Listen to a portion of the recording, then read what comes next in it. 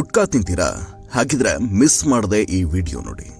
ಕಣಕಣದಲ್ಲೂ ಕೇಸರಿ ಅನ್ಕೊಂಡು ನೀವು ಜಗದು ಹಾದಿ ಬೀದಿಯಲ್ಲಿ ಉಗಿಯೋ ಪಾನ್ ಮಸಾಲದಿಂದ ಅದನ್ನ ರೆಡಿ ಮಾಡೋ ಕಂಪನಿಗಳು ಎಷ್ಟು ಕೋಟಿ ರೂಪಾಯಿಗಳನ್ನ ಗಳಿಸ್ತಾ ಇದ್ದಾವೆ. ಗುಟ್ಕಾ ಸೇವನೆಯಿಂದ ಪ್ರತಿ ವರ್ಷ ನಮ್ಮ ದೇಶದಲ್ಲಿ ಎಷ್ಟು ಸಾವಿರ ಜನ ಸಾಯ್ತಾ ಇದ್ದಾರೆ. ಗುಟ್ಕಾ ತಿಂದು ಜನ ಕಣ್ಕಂಡಲ್ಲಿ ಉಗಿಯೋದ್ರಿಂದ ಸರ್ಕಾರಕ್ಕೆ ಎಷ್ಟು ಕೋಟಿ ನಷ್ಟ ಆಗ್ತಿದೆ ಅನ್ನೋದನ್ನ ಇವತ್ತಿನ ವಿಡಿಯೋದಲ್ಲಿ ಹೇಳ್ತೀನಿ ಕೇಳಿ.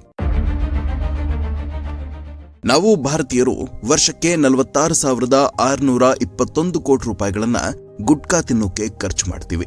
ಹೌದು, ಭಾರತದಲ್ಲಿ ಗುಟ್ಕಾ ಮತ್ತು ಪಾನ್ ಮಸಾಲ ಉತ್ಪಾದನೆ ಮಾಡಿ ದಿಲ್ಲಿಯಿಂದ ಹಳ್ಳಿವರೆಗೂ ಸೇಲ್ ಮಾಡೋ ಕಂಪನಿಗಳು ಪ್ರತಿ ವರ್ಷ 46,000 ಕೋಟಿ ರೂಪಾಯಿಗಳಷ್ಟು ವಹಿವಾಟನ್ನ ನಡೆಸ್ತಾ ಇದ್ದಾವೆ.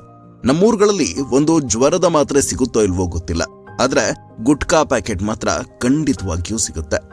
ಯಾವ ಗುಟ್ಕಾ ಬ್ರ್ಯಾಂಡ್ಗಳು ಅತಿ ಹೆಚ್ಚಿನ ವಹಿವಾಟು ನಡೆಸ್ತಾ ಇದ್ದಾವೆ ಅಂತ ನೋಡೋದಾದ್ರೆ, ನಿಮ್ಮೆಲ್ಲರ ಫೇವರೇಟ್ ರಜನಿಗಂಧ ಪಾನ್ ಮಸಾಲವನ್ನ ಉತ್ಪಾದನೆ ಮಾಡೋ DS ಗ್ರೂಪ್ ಕಂಪನಿ ವರ್ಷಕ್ಕೆ 3,200 ಕೋಟಿ ರೂಪಾಯಿಗಳಷ್ಟು ಗಳಿಕೆ ಮಾಡುತ್ತೆ. ಇನ್ನು RMD ಪಾನ್ ಮಸಾಲವನ್ನ ಉತ್ಪಾದನೆ ಮಾಡುವಂತಹ ಮಾಣಿಕ್ ಚಂದ್ ಗ್ರೂಪ್ ವರ್ಷಕ್ಕೆ 8,000 ಕೋಟಿ ರೂಪಾಯಿಗಳನ್ನ ಗಳಿಸುತ್ತೆ. ಕಣಕಣದಲ್ಲೂ ಕೇಸರಿಯೇ ತುಂಬಿರುವ ವಿಮಲ್ ಪಾನ್ ಮಸಾಲವನ್ನ ಉತ್ಪಾದಿಸುವ ವಿಮಲ್ ಗ್ರೂಪ್ ಪ್ರತಿ ವರ್ಷ 1,600 ಕೋಟಿ ರೂಪಾಯಿಗಳಷ್ಟು ಬಿಸ್ನೆಸ್ ಮಾಡುತ್ತೆ. ಪಾನ್ ಪರಾಗ್, ಕಮಲಾ ಪಸಂದ್, ಚೈನಿ ಕೈನಿ ಹೀಗೆ 10 ಪಾನ್ ಮಸಾಲಾ ಕಂಪನಿಗಳು ನಿಮ್ಮ ಕೈಲಿ ಗುಟ್ಕಾ ಪ್ಯಾಕೆಟ್ ಇಟ್ಟು ಸದ್ದಿಲ್ಲದೆ ಪ್ರತಿ ವರ್ಷ 46,000 ಕೋಟಿ ರೂಪಾಯಿಗಳಿಗೂ ಹೆಚ್ಚಿನ ಬಿಸ್ನೆಸ್ ಮಾಡ್ತಿವೆ. ಹೀಗೆ ಸಾವಿರಾರು ಕೋಟಿ ರೂಪಾಯಿಗಳ ಬಿಸ್ನೆಸ್ ನಡೆಸುವ ಈ ಪಾನ್ ಮಸಾಲಾ ಕಂಪನಿಗಳು ತಮ್ಮ ಪ್ರಾಡಕ್ಟ್ಗಳ ಪ್ರಚಾರಕ್ಕಾಗಿ ಪ್ರತಿ ವರ್ಷ ಸುಮಾರು 300ರಿಂದ 400 ಕೋಟಿ ರೂಪಾಯಿಗಳನ್ನ ಖರ್ಚು ಮಾಡ್ತವೆ. 2024ರ IPL ನಲ್ಲಿ ಆಡ್ ರನ್ ಮಾಡೋದಕ್ಕೆ ವಿಮಲ್ ಇಲೈಚಿ ಬ್ರ್ಯಾಂಡ್ ಬರೋಬ್ಬರಿ 350 ಕೋಟಿ ರೂಪಾಯಿಗಳಷ್ಟು ಖರ್ಚು ಮಾಡಿತ್ತು. ಶಾರುಖ್ ಖಾನ್, ಅಜಯ್ ದೇವಗನ್, ಅಕ್ಷಯ್ ಕುಮಾರ್, ಟೈಗರ್ ಶ್ರಾಫ್, ವೀರೇಂದ್ರ ಸೆಹ್ವಾಗ್, ಸುನಿಲ್ ಗವಾಸ್ಕರ್ ಮುಂತಾದ ಸೆಲೆಬ್ರಿಟಿಗಳು 10 ಕೋಟಿ ರೂಪಾಯಿಗಳಷ್ಟು ಸಂಭಾವನೆಯನ್ನ ಪಡೆದು ಈ ಪಾನ್ ಮಸಾಲಾ ಆಡ್ಗಳಲ್ಲಿ ಕಾಣಿಸಿಕೊಂಡು ಪ್ರಚಾರ ಕೂಡ ಮಾಡಿದ್ದಾರೆ. ತಂಬಾಕು ಬೆಳೆಯುವುದರಲ್ಲಿ ಮತ್ತು ತಂಬಾಕು ಮಿಶ್ರಿತ ಪಾನ್ ಮಸಾಲ ತಿನ್ನುವುದರಲ್ಲಿ ಜಗತ್ತಿನಲ್ಲಿ ನಮ್ಮ ಭಾರತ 2ನೇ ಸ್ಥಾನದಲ್ಲಿದೆ. ನಮ್ಮ ದೇಶದಲ್ಲಿರುವಂತಹ 150 ಕೋಟಿ ಜನರ ಪೈಕಿ 12% ಜನ ಈ ತಂಬಾಕು ಮಿಶ್ರಿತ ಗುಟ್ಕಾ ಅಥವಾ ಪಾನ್ ಮಸಾಲ ತಿಂತಾರೆ. ಅದರಲ್ಲೂ ಭಾರತದ 17% ಗಂಡು ಮಕ್ಕಳು ಗುಟ್ಕಾ ಸೇವನೆ ಮಾಡ್ತಾರೆ. ಹಾಗಂತ ನಮ್ಮ ಹೆಣ್ಮಕ್ಳೇನು ಕಡಿಮೆ ಇಲ್ಲ. ಭಾರತದ 6% ಹೆಣ್ಮಕ್ಳು ಕೂಡ ಪಾನ್ ಮಸಾಲ ಹಾಕ್ತಾರೆ. ಯಾವ ರಾಜ್ಯಗಳಲ್ಲಿ ಅತಿ ಹೆಚ್ಚು ಪಾನ್ ಮಸಾಲ ತಿಂತಾರೆ ಅಂತ ನೋಡೋದಾದ್ರೆ, 18ರಿಂದ 19 ಲಕ್ಷ ಜನಸಂಖ್ಯೆಯನ್ನ ಹೊಂದಿರುವ ನಾಗಾಲ್ಯಾಂಡ್ನ ಜನರು ಗುಟ್ಕಾ ತಿನ್ನೋದ್ರಲ್ಲಿ ದೇಶದಲ್ಲೇ ಮೊದಲ ಸ್ಥಾನದಲ್ಲಿದ್ದಾರೆ.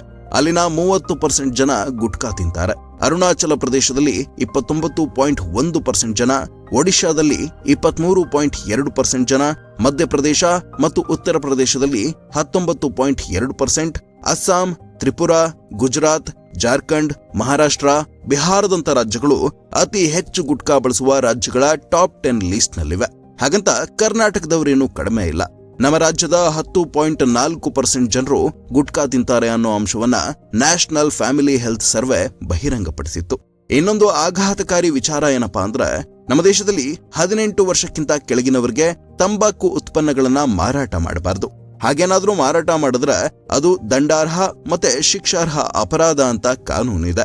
ಆದ್ರೆ ವಿಶ್ವಸಂಸ್ಥೆಯ 2019ರ ಅಧ್ಯಯನದ ವರದಿಯ ಪ್ರಕಾರ ನಮ್ಮ ದೇಶದಲ್ಲಿ 18 ವರ್ಷಕ್ಕಿಂತ ಕಡಿಮೆ ವಯಸ್ಸಿನ 24% ಮಕ್ಕಳು ಪ್ರತಿನಿತ್ಯ ಗುಟ್ಕಾ ಸೇವನೆ ಮಾಡ್ತಿದ್ದಾರೆ. ಇದಕ್ಕೆ ಕಾರಣನೂ ಇದೆ. ಜಗತ್ತಿನಲ್ಲಿ ಅತಿ ಹೆಚ್ಚು ತಂಬಾಕು ಬೆಳೆಯುವ ದೇಶಗಳ ಪೈಕಿ ಚೀನಾ ಮೊದಲನೇ ಸ್ಥಾನದಲ್ಲಿದ್ರೆ ಭಾರತ 2ನೇ ಸ್ಥಾನದಲ್ಲಿದೆ. ಭಾರತದಲ್ಲಿ ಪ್ರತಿ ವರ್ಷ ಸುಮಾರು 8 ಲಕ್ಷ ಟನ್ಗಳಷ್ಟು ತಂಬಾಕು ಉತ್ಪಾದನೆಯಾಗುತ್ತೆ. ಈ ಪೈಕಿ ಅತಿ ಹೆಚ್ಚು ತಂಬಾಕು ಉತ್ಪಾದನೆ ಆಗೋದು ಗುಜರಾತ್, ಆಂಧ್ರಪ್ರದೇಶ ಮತ್ತು ಉತ್ತರ ಪ್ರದೇಶದಲ್ಲಿ. ಅಂದಹಾಗೆ ಈ ತಂಬಾಕು ಮಿಶ್ರಿತ ಗುಟ್ಕಾ ಸೇವನೆಯಿಂದ ನಮ್ಮ ದೇಶದಲ್ಲಿ ಪ್ರತಿ ವರ್ಷ 13 ಲಕ್ಷಕ್ಕೂ ಹೆಚ್ಚು ಮಂದಿ ಸಾವಿಗೀಡಾಗ್ತಿದ್ದಾರೆ. ಹೀಗೆ ಸಾವನ್ನಪ್ಪುವವರ ಪೈಕಿ 90% ಮಂದಿ ಬಾಯಿ ಅಥವಾ ಗಂಟಲು ಕ್ಯಾನ್ಸರ್ಗೆ ಬಲಿಯಾಗ್ತಿದ್ದಾರೆ. ಕೀಮೋಥೆರಪಿ, ರೇಡಿಯೇಷನ್ ಥೆರಪಿ, ಸರ್ಜರಿ ಅಂತ ಕ್ಯಾನ್ಸರ್ ಚಿಕಿತ್ಸೆಗಾಗಿ ಲಕ್ಷಾಂತರ ಹಣವನ್ನ ಖರ್ಚು ಮಾಡಲಾಗ್ತಿದೆ. ನಮ್ಮ ಜನ ಗುಟ್ಕಾ ಹಾಕೊಂಡು ಎಲ್ಲಂದ್ರಲ್ಲಿ ಉಗಿಯೋಕೆ ಎತ್ತಿದ ಕೈ ಅಲ್ವಾ. ದೇಶಾದ್ಯಂತ ರೈಲ್ವೆ ಸ್ಟೇಷನ್ಗಳ ಒಳಗೆ, ಪ್ಲಾಟ್ಫಾರ್ಮ್ಗಳ ಮೇಲೆ, ರೈಲಿನ ಒಳಗೆ, ರೈಲುಗಳ ಕಿಟಕಿಗಳ ಮೇಲೆ ಗುಟ್ಕಾ ಹಾಕೊಂಡು ಉಗಿಯೋರನ್ನು ನೀವು ನೋಡಿರ್ತೀರ.